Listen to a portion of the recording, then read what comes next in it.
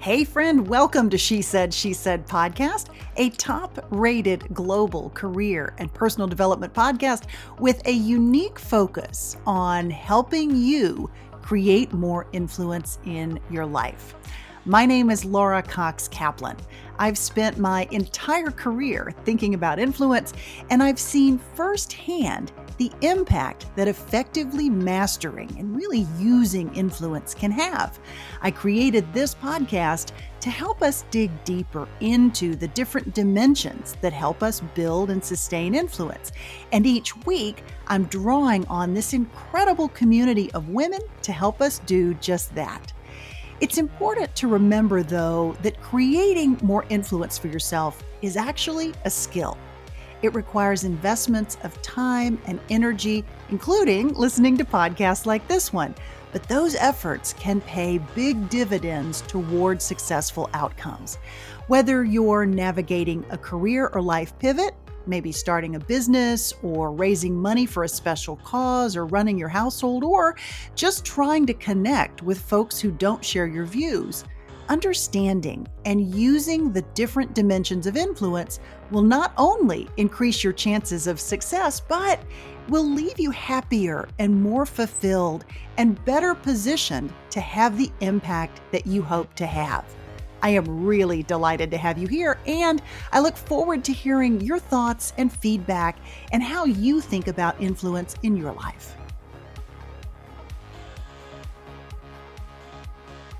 Hey friend, welcome to episode 273 of She Said podcast. I hope that you're listening to this episode after spending some time with your favorite people on Thanksgiving. I do know that you have a lot of choices for where to spend your time and how you invest in your career and your personal development. And so I am especially grateful on this Thanksgiving weekend that you are sharing that time with me. Because it is officially holiday season, I have been rolling out some great holiday-related and hopefully warm spirit-inducing content. These are episodes, as always, that of course are career and personal development focused, but that also include some element that I think provides a really nice complement to the holidays and sort of helps you get into the spirit. Last week's episode 272, is a great one to, one, get you in the holiday spirit of giving while also creating some entrepreneurial inspiration. And number two, to jumpstart your shopping. I was joined by Bauble Stockings founder and CEO Kate Stewart. And I hope that if you missed it, you'll go back and listen, because Kate also very generously gives you a little gift. But you'll have to listen to episode 272 to get that. Because it is Thanksgiving week this weekend, and I'm feeling all these feelings of collaboration, I wanted to share something very special, but a little different today. A couple of weeks ago, I co-hosted, along with my wonderful friend Tamara Edwards, a live in-person She Said networking event right here in Washington, D.C. Now, Tamara is the founder of an organization called Broad Shoulders, and she is also a really fabulous personal branding expert. She's an entrepreneur, and she's the creator of an innovative approach to personal branding, which is called Personal Brand in a Box. I have been through Tamara's Personal Brand in a Box treatment, and it is truly fantastic. Actually, Tamara talks about that a bit in this episode. For this live event, Tamara and I were joined by two incredibly accomplished women who have been friends of mine for many years. Their unique career journeys have spanned practically every level of government. They have both been instrumental in moving the ball forward in significant public policy and philanthropic areas, but also, and I think most important for this conversation, as mentors and cheerleaders to other women. And you'll hear why in the conversation that follows. Ashley Davis is a lead principal at Westfront Strategies. That is a multi-million-dollar lobbying firm that she co-founded in 2015, and that was after a successful career in government, including helping to create what is now the Office of Homeland Security. Ashley holds an MBA from Georgetown, and she sits on several corporate nonprofit boards, including the Kennedy Center's National Symphony Orchestra. Joyce Meyer is the Executive Vice President for Government Relations at the American Council of Life Insurers.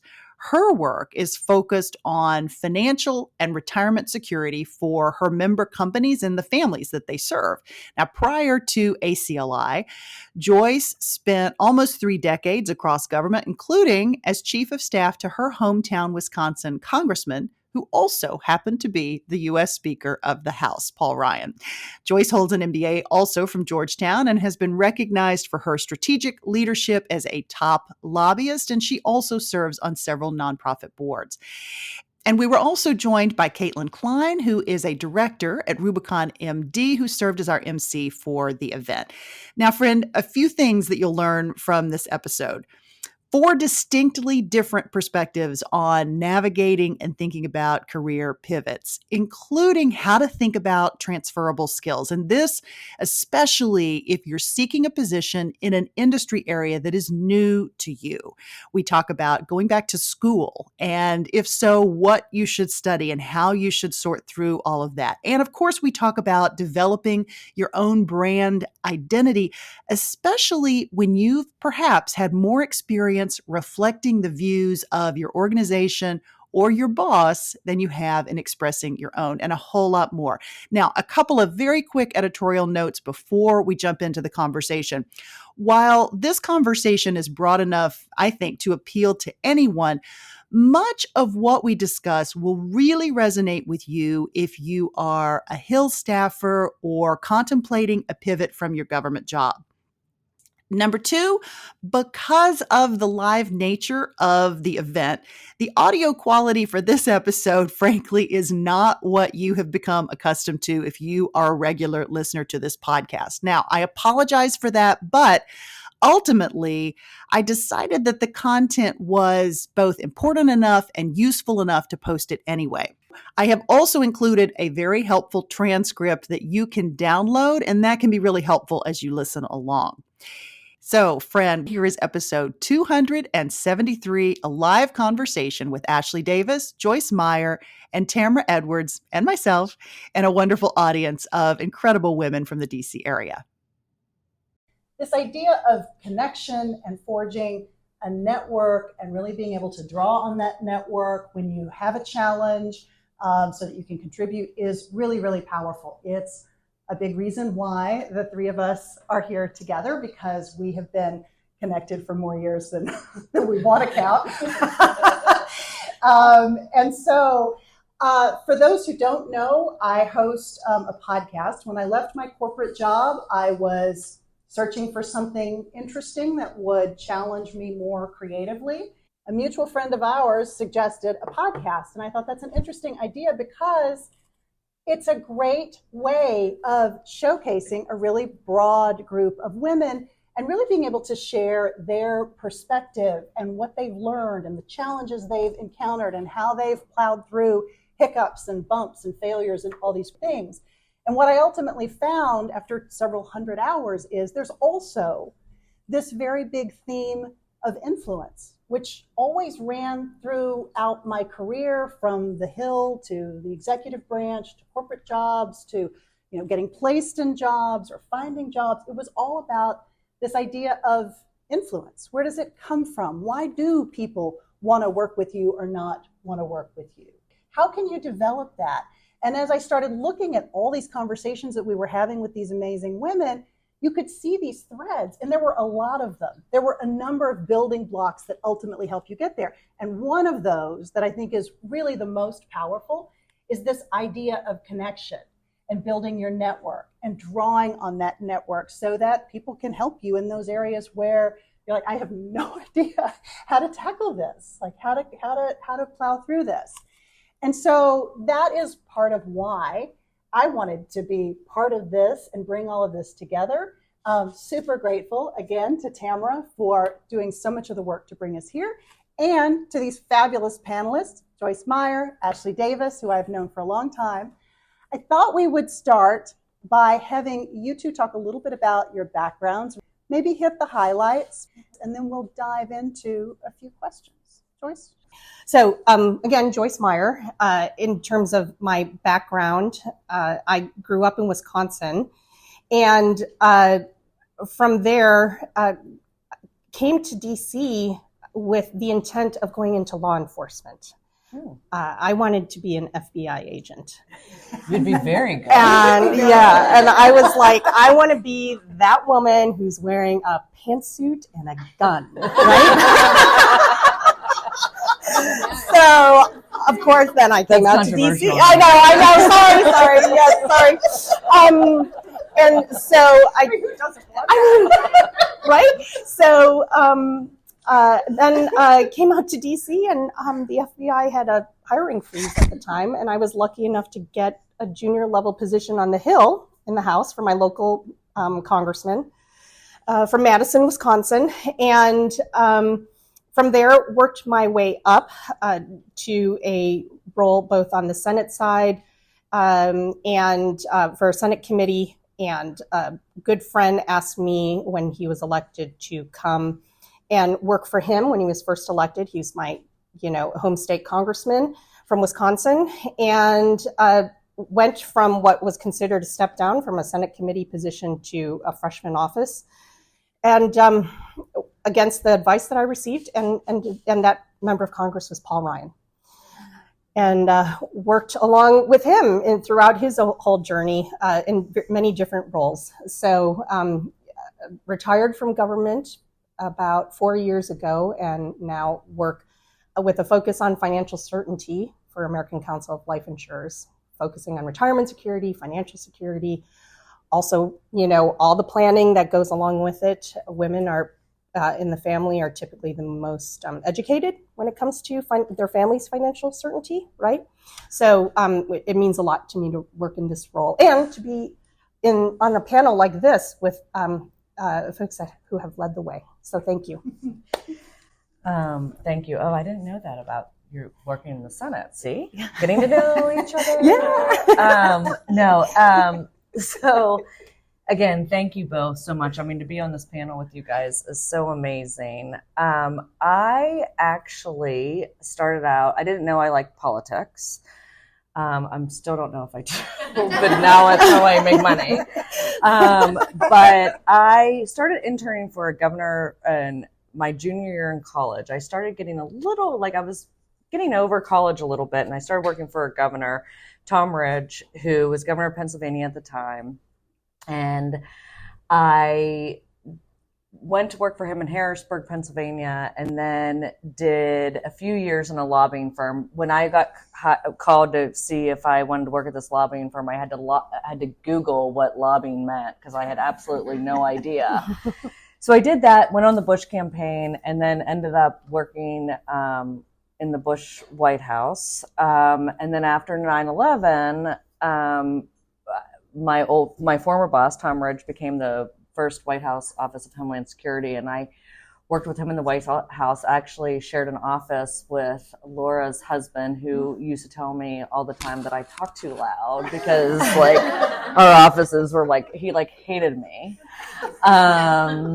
But ended up doing that for a number of years, and then went to a law firm, ran their government affairs, and then 8 years ago decided that I don't want to give other people money that we're all making. I'm going to do it on my own. And so I started a lobbying firm, and so represent various corporate clients. But that's kind of how I pay for life. But I have all these side hustles, which I'm very interested in, which is supporting women, whether getting more women elected to, in public office, more women sitting on corporate boards, or I train women around the world how to run for political office. So that's what I do in my spare time, and which has been fantastic. And so thank you so much for coming. It's awesome. These three are absolute rock stars, and so we are so lucky to have them. And I want to give you guys a chance to ask a bunch of questions, but I'm going to kick us off to kind of get us warmed up and started, if that's okay. I know that several of you in our pre-conversation cocktail hour or so, we're talking about things like career pivots and how you navigate those. How do you know when it's time to leave? How do you overcome, maybe for some of us, maybe a little imposter syndrome, maybe I'm not qualified for that job. So I want to start with you, Joyce, because you have a particularly interesting career pivot story that I would love for you to tell, because I think it speaks to at least one of the topics that a lot of people contend with, and that is, okay, I know I want to make a pivot.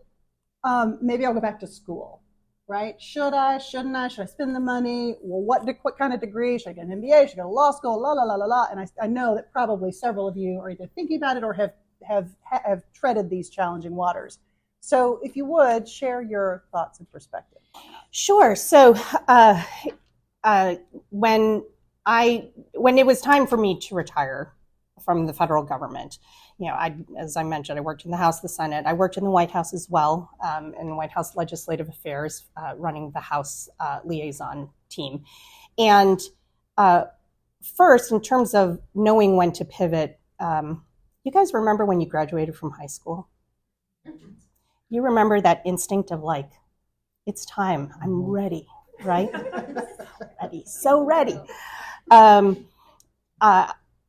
Throughout my 25 years in government, I didn't feel that until that moment, once I hit 25 years. So there was a natural instinct that went with, okay, time to pivot to the next adventure. I look back very fondly on my time on Capitol Hill, but that doesn't mean I want to go back. Just like high school, right? So, or your 20s. Oh, yeah, exactly. So, when I did pivot, there was a lot of calibration and recalibration of expectations, of assessing my own. What do I know going into my role at American Council of Life Insurers? What don't I know? And I thought I knew a lot more, just because I thought, well, these are policies I've worked on for many years, right? And until I stepped into the role and realized there's so much more I need to learn, And, I'm in the room and I'm thinking, I have questions, but I don't know if these are the questions I should ask, and what are they going to think about me if I ask these questions? And if I ask these questions, they're going to think, oh gosh, it's a mistake to have her here, and boy, imposter syndrome takes hold, right? I don't know that I'm deserving. I don't know. That self-doubt is like, I coexisted with it, particularly in those early years. And as I was learning more and trying to push myself outside of my comfort zone, there was only so much self-education I could do. And I realized, well, what if I were to build out my knowledge base? Because when I stepped into my role in government affairs, my starting point was government, right? My member companies who I serve, they have policy priorities, and I know how to advocate for them, but I didn't know why. And I didn't have that background on the business side. I wasn't equipped with that perspective. And so I decided, well, while I am outside of my comfort zone, I might as well take on even more. This was in the midst of COVID, and COVID hit when I was in my role about 1 year. Oh, wow. And then I was like, oh, gosh, but no, I'm still learning. I can't, And so I decided to go to graduate school. I went to Georgetown's executive MBA program.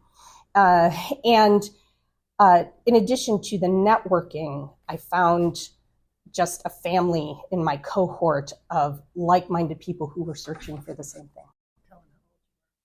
So I was 50 when I decided to apply and seek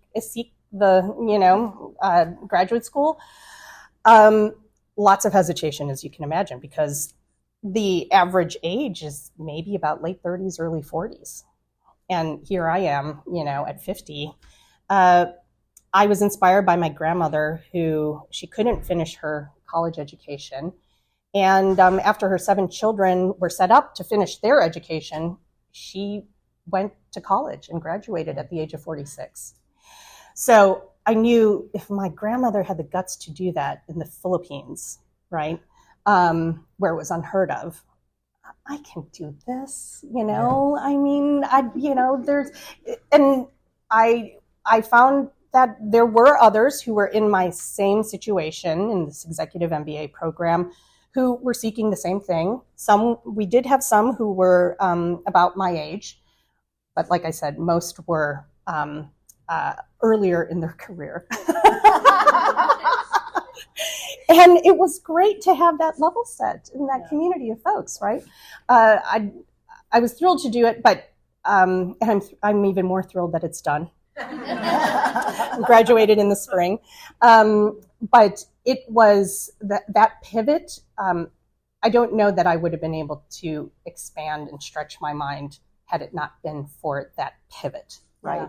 Yeah. That instinctual desire to know it's time and I need to search for more. Yeah, I love that. Ashley, I want to turn to you. And I'd love for you to talk a little bit about when you decided to go out and launch your business. You do have partners, but maybe talk both about any trepidation that you had for jumping out there on your own, and also how you pick good partners. Like, how do you know when the person is the person that you really want to partner with? Because I think those are really important, especially if you're doing something that's entrepreneurial. So it's interesting because I went back and went to Georgetown and at 40 because of my pivot life. But I got I get to take a Gemba program. Oh, yeah. Sorry, we're talking between each other. Yeah, sorry, yeah. But so there's a couple things. I'm a little bit more, so I realize really fast when I'm bored or need something else. But I also put a plan in place to make that pivot. And so I didn't know it after 25 years or whatever it was, like you did, like that you just needed to leave. I start thinking things in my mind, and then sometimes I have like a 3-year plan that I put in place. I used to say 5, but I really do say 3. And the reason I went back and did my MBA is I was like, okay, I've got this lobbying thing covered, and I'll go back to your question, but I'm like, I've got this lobbying thing covered, but like I want to start sitting on corporate boards. So I'm like, what do I need to do? And I actually don't know. I loved the school and I loved going, and I would do it again in a heartbeat. But I don't know if you need to have an MBA to get on a corporate board. So that's like my big message from this. But I also just knew that that's what I wanted to do. So I started putting plans in place to get to that point, and tools in place to get to that point. But when I was in my MBA program, I was in this was an international program, so we would go and do modules. And so you did Georgetown, you did Spain, you did Brazil. And I was in Brazil, and we won back the election in 2016, meaning like I had some people that worked for Senate Republicans. Anyway, I'm getting too in the weeds, but I was sitting there and I said, okay, I'm done. I've been here at this firm for 13 years. I'm done not being my own boss. And so I called like my core team that was at the firm, and I said, listen, let's talk when I get back and let's figure out how to do this. And I was the one that brought all the clients to the new firm. So it was my book of business, but I gave ownership to some of my core team because I knew that long term I did not want to like do this. Yes, it's full time, but I wanted to be able to have the freedom to do other stuff. So the best people that I have hired over the years, I was like, I'm going to give them ownership so they have a stake in this firm, one, they won't leave me and be poached by other people. But also because if I want to go to Rwanda and train women how to run for political office, I'm not going to feel guilty about doing that. And so I have very different personalities in my group. I mean, we're very much brothers and sisters in a good way, but giving up my own financial benefit, which is what I did. I gave up my own financial benefit to make them empowered so I could do things that I wanted to do. And to me, that is more important than an extra X amount of money. You know, it was more important to be able to do things that fulfill me. Yeah, I love that. I absolutely love that. And by the way, they're all much better than I am. So, I mean, in a good way. No, I don't mean that as, but they're really good. Yeah. So. I love that. I mean, I'll share a little bit of my own perspective because I have a slightly different perspective on career pivots. And after working in government and working in the Bush administration, I was in a corporate job for about 12 years. So I ran public policy strategy for PricewaterhouseCoopers. It's a very senior role. And at the time that I took the role, it was to solve really big problems. This was after a lot of corporate governance failures back in the late 1990s and early 2000s. So there was a huge mess to clean up. And I absolutely loved it. I love a problem. I love a problem because you can always make it better. If the house is burning down, you can make it better. So I love the idea of solving a problem. And after about 8 years of really working constantly on that problem, it kind of went away. And so I found myself and my team having to work to figure out where is our value coming from. Our value was different than what it was when we were first there. And so, we really had to stretch, try some different things. Everybody wanted to pull us into client service. I wasn't a client service person. I'm not sure I am now. I knew it wasn't what I wanted to do. And so at about the 8 or 9 year mark, I started doing some other things, focusing more on women's leadership, focusing more on young women in the firm. And the bug bit me, if you will. And I knew that there was sort of a different purpose for my life. But the hardest thing for me, and this is the honest truth, was my identity was so wrapped up in the organization and all the fancy parts of the job that it was really hard. It took me like 2 years, actually a little longer, to really sort of come to terms with the fact that this was not what I needed to do. And I think that identity, we don't always talk about that piece or golden handcuffs. You've heard people refer to it. It's a real thing. And I think for us as women, it can be a really difficult thing to come to terms with. So much so that I still have like an entire closet full of sheath dresses that are a decade or more old because I still have these fond memories of all the things that happened there. And so I tell you that story because I think it's just an important dimension to think about as you think about pivots and how you plow through it and sort of coming to terms with what was versus what could be, and the fact that it is completely okay to have some grief associated with whatever it was, even if you would never, ever go back to it again. And so I think once I came to that realization, it was very empowering to me, or it has been in the years since that time. So I wanted to share that just because I think we don't talk about that as much as we should. I want to pivot and talk brand. I mean, you can tell a pivot story if you want, but but I'd rather you talk about brand. It's your show. It's our show. It's our show. So, I mentioned influence before, and I think a really important component of influence as I think about it is your story, the story that you tell yourself about who you are and what you do, how you curate that story, how you edit that story as you continue along in your career. This is really hard to do for yourself. And it's why amazing people like Tamara are focused on efforts like that to help us tell those great stories. So I would love for you to take the mic and talk a little bit about maybe some of the biggest mistakes or missed opportunities that you see client. You can take this any direction you want, but I think missed opportunities is maybe a good place to start. about what you see people not taking enough advantage of. Yeah. Okay, let's do it.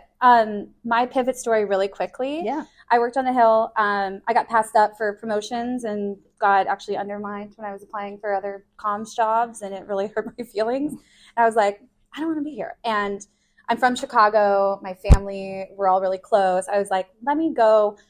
I think you said it earlier, like get this business side. I didn't know what an RFP was. I didn't know what an invoice was. I didn't know what client services were. So I didn't start my company yet. I worked for an agency for 6 months. I just put myself right back in that sort of executive assistant box. And then that didn't work out. I had something to say and I wasn't being heard. And that's when I started actually like really listen to what I want, put my ear to the ground, what I want. I got my first client, who's still my client to this day, who has opened up so many doors, actually probably how I know you, part of that. I mean, really amazing. And within 6 months, I had done just bang up PR for him, and his business had grown, and his opportunities had grown, and he's an incredible entrepreneur. And so I was like, I can do that. And so my confidence grew. And then more opportunities came, and I just said yes. And at this point, I really think I can solve any problem from a communications perspective. But it takes a lot of just turning down all the other voices and the maybe limiting beliefs. And we use the terms imposter syndrome, but it's just challenges, new heights, new challenges. On the brand side, so a big part of what we do, and my business is Tamara Edwards and Company. Broad Shoulders is a part of it. I just really enjoy environments of women. I work with a lot of men. I work with a lot of great men, but I especially enjoy communities of women. And so, but my business is, we do PR for private equity, startups, really fantastic industries, cutting edge, trying to solve big problems, and then mom and pop shops, solo entrepreneurs. So it's a nice range. We have really good balance. So like many of you, right, there's patterns to what we do. That's how you kind of grow into your expertise. The number one thing that stops people is they're waiting to do it themselves. And I think there's people out there, and there's a lot of PR and communications people out here who, this is actually a really good room, Mary too, is having someone that can listen and has those skills to help you bring that to life. It's a bond and it's trust, but a lot of people, and I get so sad when I fall in love with someone and I'm like, oh my gosh, the things that they can do, but they're sort of waiting for this other thing to happen. And to me, it's just not necessarily about hiring me or hiring a comms person, but it's just to start the work. Because this isn't Broad Shoulders day one, right? This isn't Tamara Edwards. This isn't anybody's day one, right? Especially in this room too. But it takes time. And I think when you start investing in yourself, and it goes a little bit with my pivot story of what do I have to say? What do I have to say? And it can build and it can go in the direction that you want, just like we all described, if we can create our own realities. And I'm writing a book next year, and I started a podcast, and I'm just exploring these different mediums of what I really think. And I think that's cool. That's where the fun begins. And it's talking about it out loud, focus group your ideas with people. Hey, I want to start a business. Hey, I want to leave and maybe come back to an organization. I was talking to someone earlier tonight who felt like they got their dream job too early, right? So just listen to yourself and talk about it, and then create action around it. That's what like pisses me off, to be honest with you, when I'm like, just do it. It's free, right? Like, it's free. I love that. That's a lot I can say. But. Before you guys arrived, we had a little sidebar conversation, Joyce and Tamara and I. And Ashley, I suspect you'll probably be able to relate to this as well. But especially for those folks that have been working on the Hill, when you are, and the communications types in particular, you are the mouthpiece for the most part for someone else, for someone else's views, someone else's policies. And even if you're in a corporate role, you are the mouthpiece most likely for the organization.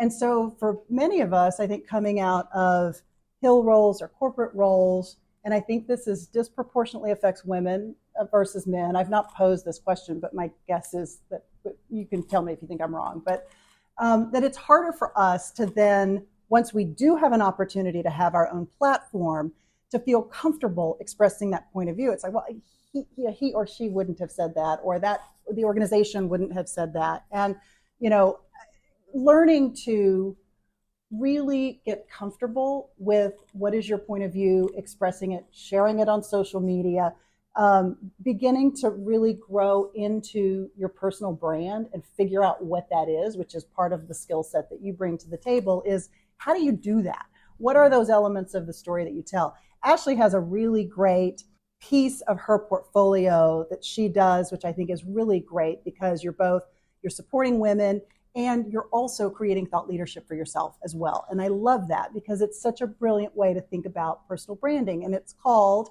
She Did What? And I love the title. And it's a blog, and I was honored to participate in her blog. She asked me a couple of years ago. It's great. You got a lot of material to work with. But maybe talk a little bit about why that and how that came about and how you think about that and thought leadership. So I had too much time on my hands during COVID, but it was the good thing that came out of it. And I remember this is when anyone in this room that does Soul Cycle, I was in a Soul Cycle class in the middle of a parking lot, and when they were doing it outside, and I was thinking about other things that I could do. And I was going back to my own personal pivot and how I'm very structured. I wake up at 5 a.m. I have this whole thing that I do and write to kind of make myself better and all this stuff. And so I was like, there's other people that have done this. And so how can I do it? I knew I wouldn't be able to do like what you've done, Laura, which is amazing, which is with the live podcast. So I'm like, how do I do it on a different, smaller scale? And so I feature women, and the reason I call it She Did What is because everyone's like, oh, you're going on this path, and then all of a sudden you're like, oh my God, I'm not going to do it. Like what you were talking about your professional life. You were you were PwC, you could do anything in the world, and you're all of a sudden like, I'm going to do something different. And I really wanted to feature women that have been able to do that. So I've done not just political women, I've done it from all over the place. I mean, I did this woman called Bo St. John, which if you guys don't follow her, you should. I sit on another board with her, and she is this larger-than-life African-American woman, my age, 48. She went from working for Beyonce to working for other corporate clients to then left corporate America and was like, you guys aren't treating me well, and I'm doing my own thing. And it's really taking how people take their opportunities in their life, but also just when it's time to leave, like what you did, you just knew. And it's interesting because I just featured a really good friend of mine, which is why I know this is working. It's not because I have a big following or anything. I wasn't on social media before 5 years ago, which talking about a brand, because I was so uncomfortable about, I was like, am I bragging? Am I this? Am I that? And so it was very uncomfortable for me. And we grew up, especially in the Bush administration, you don't put anything in paper, you don't put anything out there, whatever. But my girlfriend, Mel Raines, who literally was Dick Cheney's political director to a chief of staff on the Hill to all this stuff, worked for Philip Morris. I mean, she's got all sorts of things. She literally left Washington and now is the head of the Pacers in Indiana. And she's a dear friend of mine. And we were actually away together this summer, and she's like, hey, does anyone why don't you talk about me, pivoting from politics in this safe world to go working in sports? And I actually have to say, I think it gives people the voice to say, listen, this isn't easy. And by the way, I have stomach aches all the time about what if I'm doing the right thing. I mean, so if you look at us or any of us from the outside, and it's oh, they know what they're doing. I don't know what I'm doing at all. Mm-hmm. And it's really no. Yes, exactly. No, and listen, I'm not satisfied with my life right now. I mean, right now I'm in a crisis mode and Laura knows this, and I'm just saying this to get it out there. But I mean, it's my son's I have one son. He's a freshman in high school. He's done it in 4 years. I'm do I ever want to go to the Hill again? Mm-hmm. So I'll be 53, and I'm what can I do next? So that's why I'm putting my plan in place of what I want to do at 53 or 55, because I'm not satisfied. And I think that's okay. And I think that that's a good if you know you're not satisfied, then you need to put things in place to make sure that you're satisfied. Maybe not a year from now, and it may be 3 years from now. But that's just something that I don't make knee-jerk reactions, because I think it's, I'm the breadwinner in my family, so like I can't make knee-jerk reactions, but I can make long-term reactions, 4 or 5 years from now. And that's what I put in place. Yeah, I love that. But I still wake up with a stomachache every day. I just point out a good brand technique is like she's visualizing it and then working towards it. I think that's, those of you who are in like either therapy or coaching, I mean, the same things apply for personal branding, right? What direction am I going in? And then all of her decisions line up. And that's not like brand 101. That's life, advice, not from me, but just something I want to underscore. No, it's very important. I love Can you that. talk about your brand in the box? I'm sorry. I know I'm not the host, but you didn't talk about that. Yeah, no, but it's a fun day. It's basically, I came from the Hill. I was a scheduler, so it was, and the congressman I worked for was Air Force, right? So if I was 10 seconds late, I was 100 years late. But it was just always anticipating his needs. And the more I saw from a PR standpoint, when we had pictures, the message moved faster. When I had video, the message moved faster. And then it turned out that sort of video and media training and identifying that message was actually quite transformative for the individual.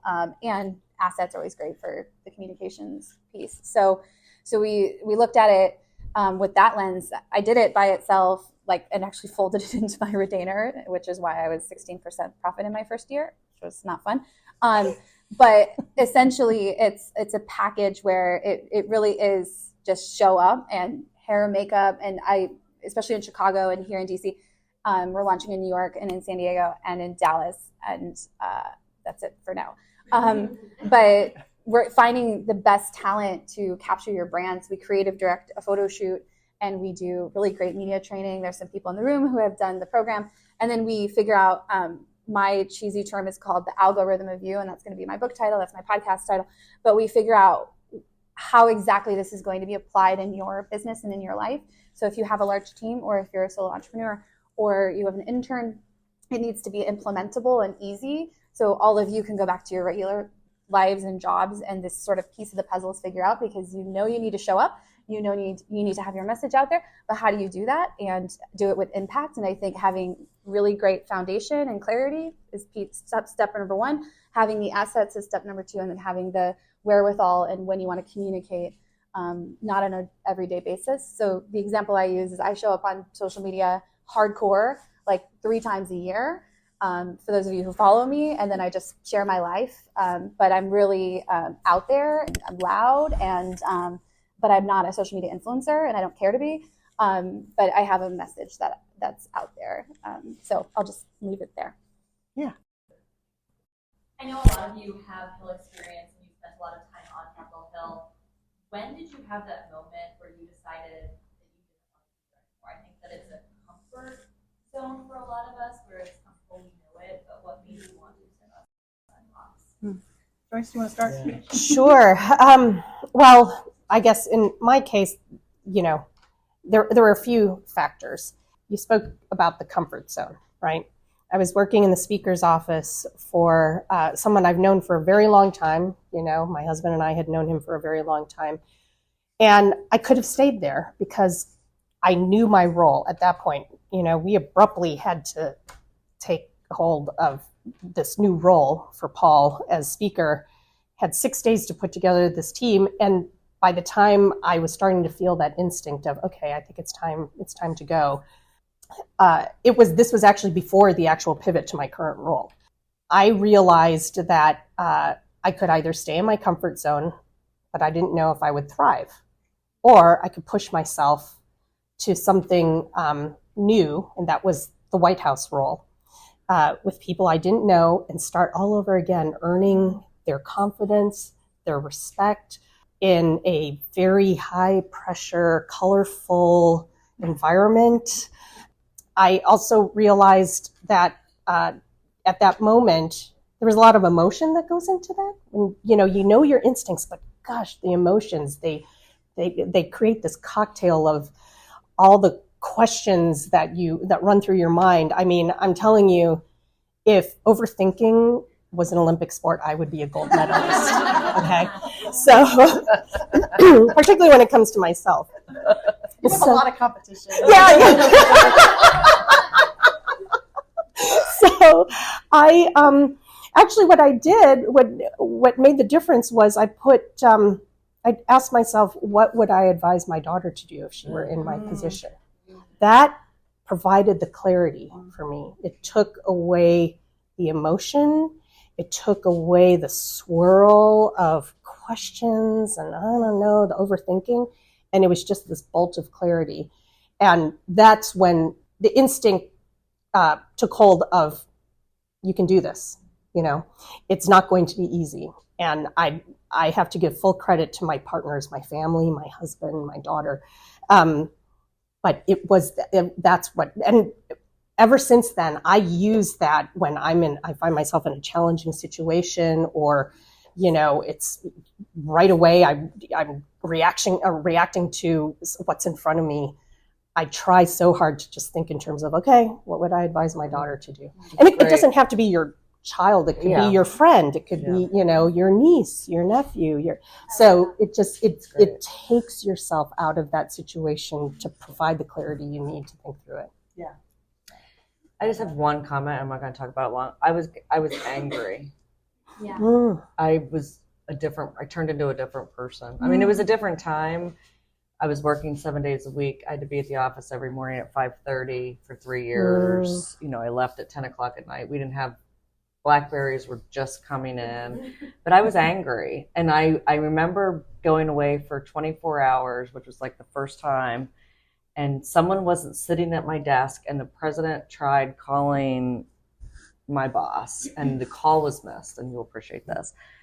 And I like literally thought the world was coming to an end. Like, we weren't getting attacked. Like, the world wasn't coming to an end. I mean, like, and so I like went off on this young woman, which is not my personality at all. And I was just like, it's time to leave. And I started that day, the next day, putting in place, like, I just was done. I was emotionally done, and I wasn't getting anything out of the job anymore. I was getting more negative than positive. It was nothing to do with the administration, nothing to do with that. It was just, I was exhausted.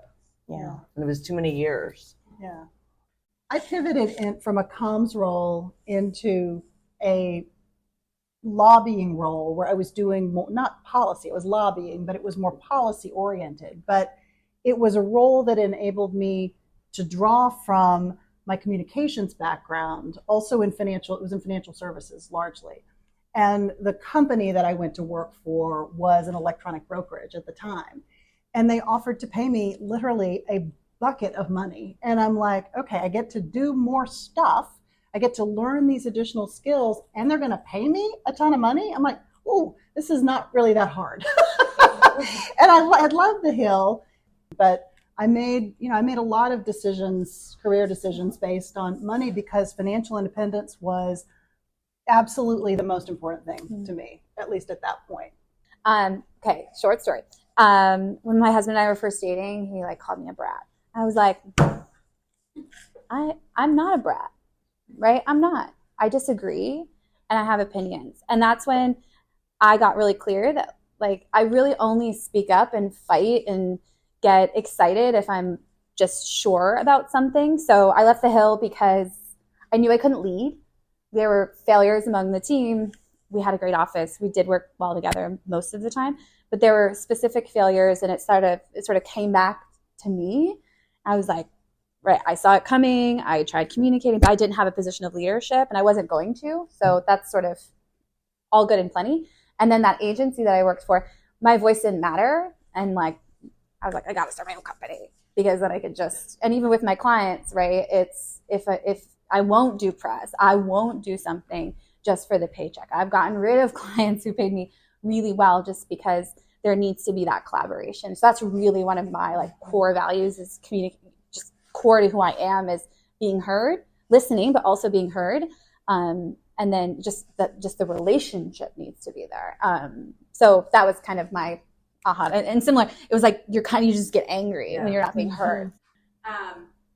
My question is more so if you're considering a pivot to a career that is a different subject area than maybe what most of your experience is, how can you frame your skills in a way that makes them transferable and appealing, even if on paper you might not be the best candidate compared to others? And also, in addition to that, maybe what characteristics in an interview, and you're women that have been in positions of power and senior leadership, what type of characteristics make a candidate appeal to you? Is it a confidence or? I'll give you one resource and then I'll turn it over to the panel, because I think there's a lot of ways to answer that question. I had a woman on the podcast whose name is Jody Glickman, and she has a really interesting career pivot story, and that is basically what she does. And she is I don't want to call her an influencer, but that's kind of what she is on LinkedIn. So she does courses and all these sorts of things. And she wrote a book, or you go to my podcast, you'll find her. And she gives great advice because she had pivots from Goldman Sachs to the Peace Corps to I want to say the EPA. It was one of the regulatory bodies. And she talks about some of the best ways for framing this and thinking about the skills that you were using versus the actual substance that you were working on. And so if you look at sort of the what you were doing, not the substantive part of what you're doing, and you craft the story. No, that's what I was going to say, because Joyce would be the best. I mean, were you an expert in insurance before? Oh, gosh. Yeah. That's what, I was I didn't want to insult you if you were, but I'm no, but you're just the person. Yeah. So you need to talk about this. Yes. Exactly. We can learn anything. Yes. Yeah. Absolutely. I look at my first job on the Hill as a legislative correspondent. And it was a baptism by fire. You're writing constituent letters, and it's about everything. Everything, and who cleans the Statue of Liberty? All of this stuff, right? Just wide-ranging things. And I'm doing it in what was a former office bathroom, in Longworth, with no windows and just a little, computer. And somehow I'm supposed for 8 hours a day. 8 hours a day. And I think back to that time, and there is not a day that goes by that I use the skills from that time, right? There is not a day that goes by where I'm not thinking in terms of how do I organize the thoughts? How do I articulate what I need to get across? No matter what the substance is, it is the skill set that you acquire. And having that come across, to me, I can think of interviews when all of us, when we're interviewing for a position opening. That's the thing that sticks the most, right? You can learn anything. Exactly. I want to tell you. I actually want to tell this funny story about her boss. Actually, so many. Susan Neely. She's a wonderful woman in this town. One of the first heads of women's associations, and I worked with her in the White House, and she then went and ran the American Beverage Association. You'll appreciate this story, but it's important. And so we represent Prudential, which is one of their member companies, and they were one of the search committees for this new job, and they were looking at Susan, and they called me and they're like, we don't know this Susan Neely, but she worked at the White House, Homeland Security. She's not an expert in insurance issues. And I'm like, she wasn't an expert on anthrax, and she wasn't an expert on the Afghanistan war, and she also was an expert on figuring out how to set up a department. And she did all of that really well. She'll learn insurance in 5 seconds. And she had the management skills, right? Absolutely. And that's all it was. Yeah. She's a fantastic mentor. Yeah, I don't mean to be. Yeah. It's so true. It's so true. And, still learning skills. That's and when she went to her thing, interview, right? I don't think she ever said I'm an expert in insurance, but I'll figure it out. Yeah. Other questions? My whole resume revolves around something that I no longer really want to do. So, do you I was hoping I could kind of wiggle my way into other roles from where I am. It's proving to be a little bit more difficult than that, but I step back and I'm like, what do I even want to do? how do I figure that out from where I am? And I have skills that I think are definitely transferable, but I don't know where I want to go. So is there a book for that? Or Did you write that?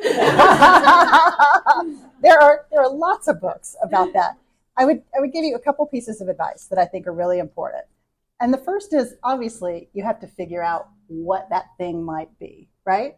Even if you don't know the answer, you got to have some sense. And you need to sit down and make a list of those things that just light you up, as crazy as they may be. You may want to make ponytail holders, or whatever. You may want to, my cute friend in the back has started this handbag company where she employs women in El Salvador who make these handbags. But she took a 18-year break in her career. She was a lawyer in the government, took an 18-year career, and then launched this business. But like thinking about what is it that lights you up? What are you really excited about? And make a list of those things. And then start to talk to people who are doing work in those areas. Like network like crazy to get ideas. This is a great opportunity. I mean, all the people here are doing something interesting. The women on this panel are fabulous and really well connected. Something is going to spark with you, and you're going to be like, okay, I don't know how to get there, but that's what it is. And I think you just have to spend the time, sitting with yourself to figure out what that might be. But it may take 2 years to figure out what you want, or 3 years. Yeah. I mean, or you may be just sure. at something random or doing something random that's like, yeah, that's what I want to do. You can also start a side hustle. Like stay in your job if you're not 100% sure and try something. Side try hustle something. is such a fun word that I didn't know until like 3 years Don't you love that word? Yeah. It's a great word. Yes, absolutely. Exactly. I'll say, I mean, just from the entrepreneurial perspective, it's I just diversified my income streams. Like I have something for everybody because I just love so many different things. I'm like, let's do nonprofit work. Let's do that. We're gonna satellite, right? I could do corporate comp. But it's not scattered. It's in the same sort of vicinity of like my skill set. So go back to your skill set and how could that apply to different industries or be in different roles. And I just like high speed things, but it's really diversifying your income streams. Like a job is just a job to a degree, right? And then a side hustle, and then making things, or what did you say, scrunchy bands or something, right? But Ponytail just holders. have fun with it, and like if you can make money off it too, it's even more fulfilling. Totally. To me, think about like what you've learned to do as a result of doing that work, just like we were talking about before, and think about, you've got incredible skills. You should be so like psyched about that because it's what most people don't have. It's really something that will set you apart. I'd say too, I always think of it as space and grace, right? So give yourself the space to explore, and give yourself the grace to realize, oh, actually, no, that's not working out, but I'm going to give myself the space to explore something else. Yeah, right? It's got to feel good. Yeah. I just want to say thank you. To you To for you. bringing Thank us you. together, to you guys Yes, for thank being you. here. Thank you for all of you. Really, really, I mean, this was a lot of fun, and I want to have a chance to talk to each of you, and I want you guys to have a chance to talk to Ashley and Joyce and Tamara as well. So thank you all for coming so much. It's really nice to see everybody. Hey, friend, thanks for joining me for episode 273. To learn a bit more about the terrific women who joined me for this conversation, check out the show notes for this episode. Again, it's episode 273. In the meantime, friend, I am really, really grateful for you, and I hope that you have had or are having a wonderful, happy, and really safe start to your holiday. And remember, She Said podcast is a weekly production of She Said Media. Take care.